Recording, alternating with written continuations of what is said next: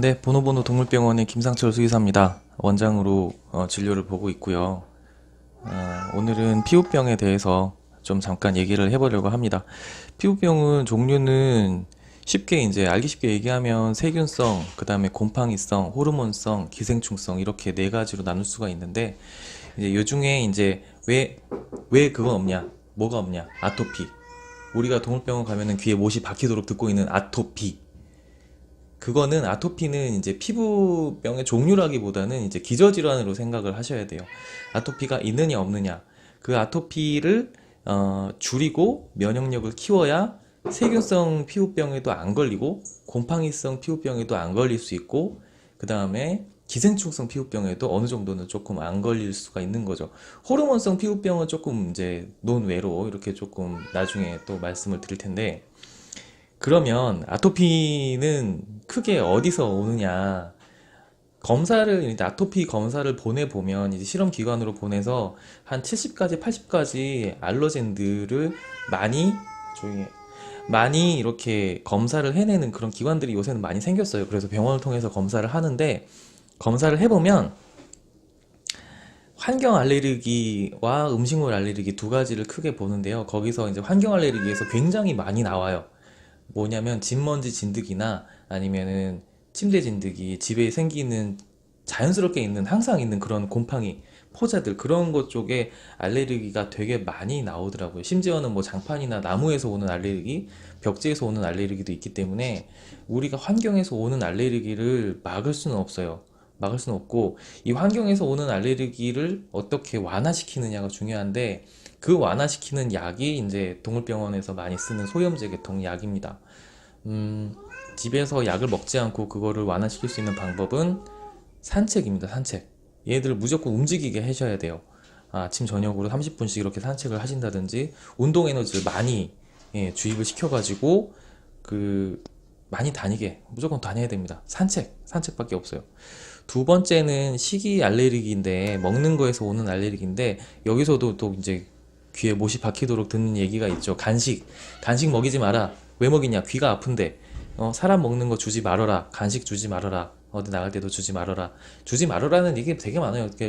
동물병원은 그런 얘기를 할 수밖에 없어요. 왜냐하면 사람 먹는 음식에서 오는 우리가 간 안 된 고기를 많이 주신다고 하거든요. 대부분 말씀 들어보면 우리 애기는 간 안 된 것도 괜찮지 않아요. 어떤 간 안 된 황태도 괜찮지 않아요. 간 안 된 뭐 닭가슴살 괜찮지 않아요. 이렇게 말씀을 하시는데 간이 안 된 게 중요한 게 아니라 고기 자체가 문제예요. 이게 닭고기가 됐건 오리고기가 됐건 소고기가 됐건 돼지고기가 됐건 이 강아지가 얘 댕댕이가 얘가 그 오리고기나 닭고기에 알레르기가 있는지 없는지를 먼저 판단을 해야 되고 거기에 알레르기가 있다면 그걸 주시면 안 되는 거죠. 예, 무조건. 간식을 안 주면 사료를 안 먹는다고 합니다. 예, 그때는 사료를 어떻게 먹이느냐? 예, 그때는 왕도가 없습니다. 그냥 버티셔야 돼요. 한 어떤 애는 4일 동안 밥을 안 먹고 막 토할 때까지 버티기도 합니다. 나이가 어리거나 아주 어리거나 나이가 아주 많거나 해서 체력적으로 문제가 있을 정도가 아니라면은 2살에서 한 9살, 10살 정도까지에 있는 강아지들이라면 어, 4일 정도 굶으면서 이렇게 식습관 교육을 해도 크게 문제가 되지 않습니다. 결국에는 먹게 돼 있어요. 강아지들은 자기가 먹을 게 없다라고 인식을 해야 그 다음에 이제 먹기 시작합니다. 막 아니면 보호자분이 안 볼 때 밤에 혼자 먹기도 하고, 그거를 조금 더 쉽게 할 수 있는 방법은 아침에 사료를 30분 동안 사료하고 물을 놔두고 30분 후에는 사료를 치우세요.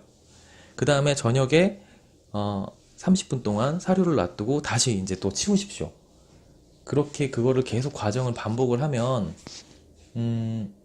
언젠가는 이제 먹기 시작할 겁니다. 그게 며칠 걸립니다. 그거를 하고 그 다음에 운동을 막 열심히 시키시면은 두 가지 하는 거죠. 그렇게 했을 때 어, 귀병이나 피부병을 굉장히 많이 줄일 수가 있습니다. 근데 이게 되게 힘들어요. 제가 진료를 해보면 한 10분한테 얘기를 했다 치면 그 중에 한 분, 두 분이 이거를 시행할까 말까요. 대부분 집안 식구들이 어떤 사람은 주고 어떤 사람은 안 주고 하기 때문에 이게 너무 힘들어요. 집안 식구들이 다 얘기를 하셔가지고 약속된 그런 행동들만 하셔야 되고 산책도 열심히 해보셔서 피부병이나 궤병 조금이라도 더 완화할 수 있도록 그렇게 해보시기 바랍니다. 한번 해보세요. 오늘 여기까지 하고 다음번에 또 말씀드리겠습니다.